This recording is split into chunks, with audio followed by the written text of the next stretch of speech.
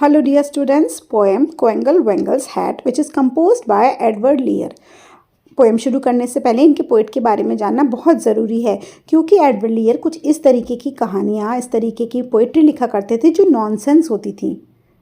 आपको हंसी आ रही होगी ना मेरी बात सुन के, लेकिन इनकी जो वर्क होता था वो नॉनसेंस इसलिए होता था क्योंकि ये अपनी पोएम को ह्यूमरस, इंटरेस्टिंग बनाने के लिए इमेजिनरी वर्ड्स और ऐसे फैंटास्टिक थिंग्स यूज़ करा करते थे जिससे कि पढ़ने वाले को इन्जॉयमेंट फील हो, फन लगे।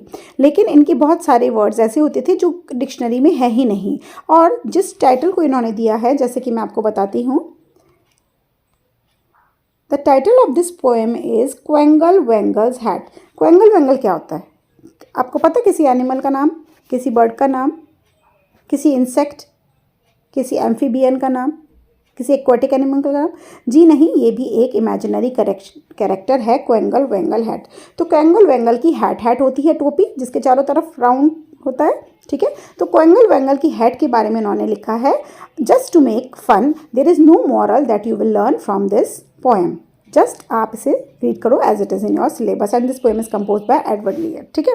शुरू करते हैं। On the top of a Crumpetty tree, जैसे मैंने आपको बताया बहुत सारी इमेजिनरी थिंग्स हैं, क्वेंगल वेंगल भी इमेजिनरी है। ऐसी क्रम्पटी ट्री, कोई ट्री नहीं होता है, एक इमेजिनरी ट्री का नाम लिया है। क्रम्पटी ट्री के ऊपर द क्वेंगल वेंगल सैट, के ऊपर क्वेंगल वेंगल बैठा हुआ है। But his face you could not see on account of his beaver hat, sorry. लेकिन आप उसका फेस नहीं देख सकते हो क्योंकि उसके फेस के ऊपर एक बहुत बड़ी सी बीवर हैट है। अब बीवर हैट क्या होती है? Hat made of the feathers of beaver, beaver के फेदर से बनी हुई हैट। बहुत बड़ी है ये हैट, तो जो उसका मुंह है वो पूरा ढक गया है, किसी ने उसका मुंह नहीं देखा है। For his hat was 102 feet wide. Wide होती है चौड़ी। कितनी चौड़ी है ये? 102 फीट, बहुत ज़्यादा होता है ये, ठीक है। मेरी तो हाइट ही 5 फीट है, तो ये तो 102 फीट की बात कर रहे हैं। With ribbons and bibbons on every side, और चारों तरफ कुछ रिबन्स। देखो, रिबन्स तो आपको पता है हम बालों में लगाते हैं, लेकिन बिबन्स क्या होते हैं पता नहीं। ये भी एक इमेजिनरी वर्ड है जो इन्होंने यूज़ किया अपनी पोएम को ह्यूमरस बनाने के लिए। चारों तरफ रिबन्स, बिबन्स, बेल्स, लूप्स, लेसेस, पता नहीं क्या क्या लगे हुए हैं। तो एक तो वैसे ही बहुत बड़ी हैट है, चारों तरफ से कवर्ड है, हैवी उसका लुक आ रहा है क्योंकि उसमें पता नहीं अटरम शटरम सब चीज़ें भरी हुई हैं।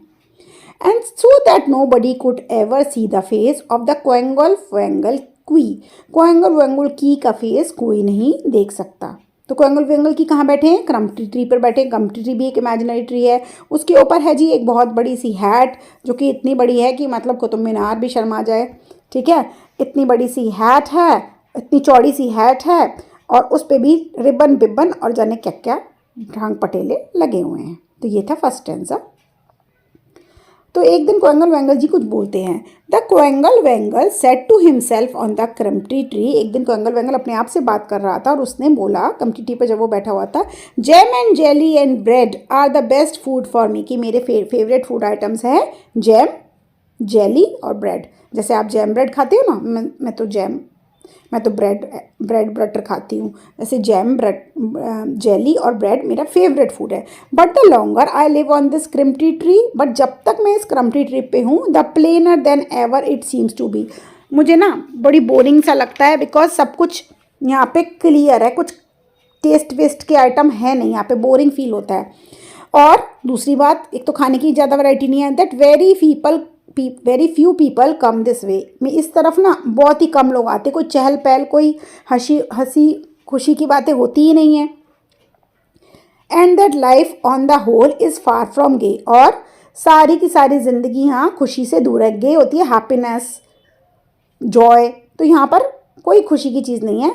जब तक मैं इस क्रम्पटी ट्री पे हूँ ना, तो मुझे ब्रेड एंड जेली मिलती है, ठीक है, और जो मेरा फेवरेट फूड है। और जब तक मैं इस पे हूँ ना, लाइफ बड़ी ही सिंपल, बड़ी क्लियर सी है, क्योंकि यहाँ ना तो जो आते जाते हैं, ना ही कोई हंसी मजाक होता है।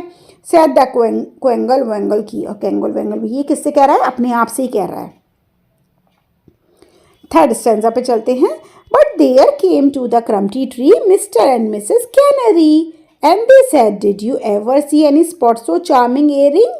May we build a nest on your lovely hat? Mr. Quengle Wangle grant us that.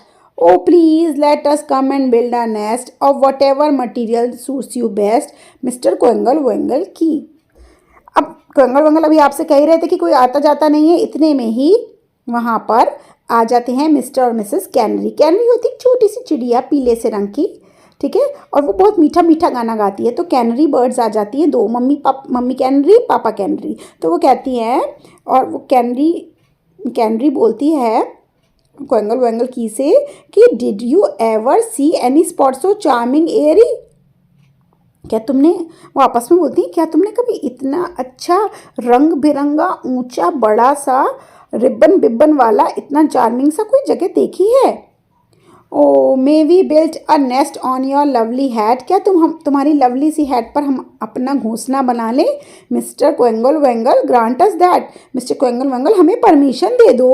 O please let us come. Please हमें आने दो और अपना घोंसला बनाने दो. जो भी मटेरियल तुम्हें पसंद है हम वही तिनका ढूंढ लाएंगे, बट प्लीज़ क्वेंगल वेंगल की हमें ऐसा घोंसला बनाने दो. And besides to the crumbly tree came the stork, the duck and the owl, the snail and the bumblebee. ओहो, और इसके अलावा क्रम्बली ट्री पे कौन कौन आ जाता है. Stork, duck, owl, snail, bumblebee, ये सारे कीड़े मकोड़े जानवर ये सब भी वहाँ पर आ जाते हैं. द फ्रॉग, अरे यही नहीं और भी बहुत सी चीज़. द फ्रॉग, द फिम्बल फाउल जो कि एक हैन होती है, the mimble fowl, and the corkscrew leg. The leg of the fowl or the hen resembles a corkscrew, which is a device for pulling out a cork from the bottle. एक handle की तरह है. फिर इतने सारे लोग भी आ जाते हैं. And all of them said, और वो सब मिलके कहते हैं, वी हम्बली बैग, हम तुमसे प्यार से रिक्वेस्ट करते हैं, may we build our homes on your lovely head. क्या हम अपना घर बना ले तुम्हारी प्यारी सी हेड पर. The Quangle Wangle grant us that. Quangle Wangle हमें प्लीज़ परमिशन दे दो. मिस्टर क्वेंगल वेंगल की प्लीज़. इसके आगे भी थोड़ी सी एक स्टेंजा है आपकी बुक में, उसमें ओमिट कर रखा है नहीं, ठीक है. लास्ट स्टेंजा पे चलते हैं. And the Quangle Wangle said to himself on the crumbly tree. और ये सब सुन के क्वेंगल वेंगल कहता है अपने आप से क्रम्बली ट्री पर, when all these creatures move what a wonderful noise there will be. जब ये सारे क्रिएचर्स मेरे ऊपर आकर मेरी हैट पे आकर रहने लग जाएंगे, कितनी मधुर आवाज़ें कुचर पुचर होगी. बहुत शांति थी ना अभी तक.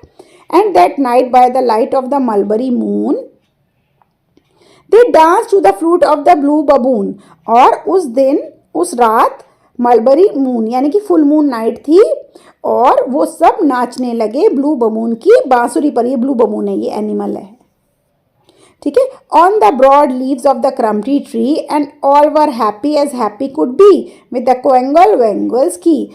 और सब लोग कितनी खुश थे, कितने मज़े कर रहे थे क्वेंगल वेंगल की के ऊपर, की हैट के ऊपर चढ़कर. तो भैया मॉरल तो कुछ मिला नहीं है, बस यही फन था. और अब नेक्स्ट वीडियो में मिलेंगे और सॉल्व करेंगे बुक एक्सरसाइजेस. जल्दी से करा दूंगी आपके क्वेश्चन आंसर्स. Bye bye.